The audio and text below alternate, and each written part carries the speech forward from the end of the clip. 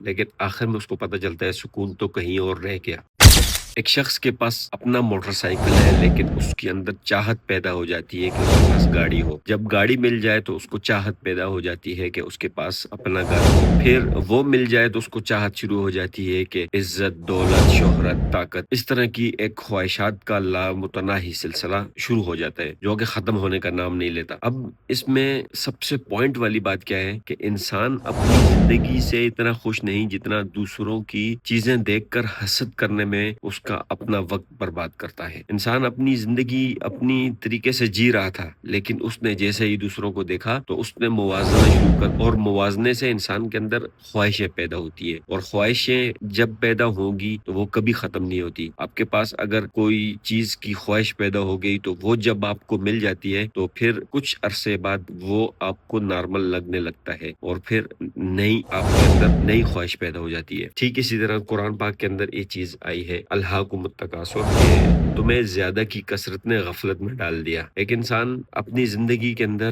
Status, luxury life, بنگلہ، گاڑی اور اس طرح کی چیزیں پوری کرنے میں لگا دیتا ہے، لیکن آخر میں اس کو پتہ چلتا ہے سکون تو کہیں اور رہ گیا، سکون تو اس چیز میں ملا ہی نہیں۔ ایک حدیث شریف میں کے اندر بھی آتا ہے کہ اے ابن آدم، اگر تمہیں سونے کی وادی دے دی جائے تو تمہیں طلب ہوگی دوسری وادی کی، یعنی تم دوسرے کی بھی طلب کرو گے۔ تو یہ ایک لامتناہی سلسلہ ہے جو کہ نہ ختم ہونے والا ہے۔ اچھا، اس کے اندر آپ کو میں ایک چیز بتاؤں، دا فلسفی آف منی کے اندر جو آتھر ہے وہ کیا کہتا ہے کہ تمہارے اندر جو حسرت ہے، یہ پیسہ ہے، دولت ہے، یہ تمہارے اندر حسرت پیدا کرتا ہے، موازنہ پیدا کرتا ہے۔ یہ تمہیں سکون نہیں دیتا، لیکن تمہارے اندر موازنہ اور حسرت پیدا کرنے لگ جاتا ہے۔ دیکھیں، انسان کی زندگی، ایک شخص کو روٹی اچھی لگ رہی تھی، لیکن اس نے جیسے ہی کسی اور کو دیکھا تو اس کو اپنی وہ روٹی، اپنی وہ زندگی بری لگنے لگی، کیونکہ اس نے اپنی زندگی کا موازنہ شروع کر دیا، اور جیسے ہی اس نے موازنہ شروع کیا تو اس کو اپنی لائف بری لگنے لگی۔ یہی حال ہے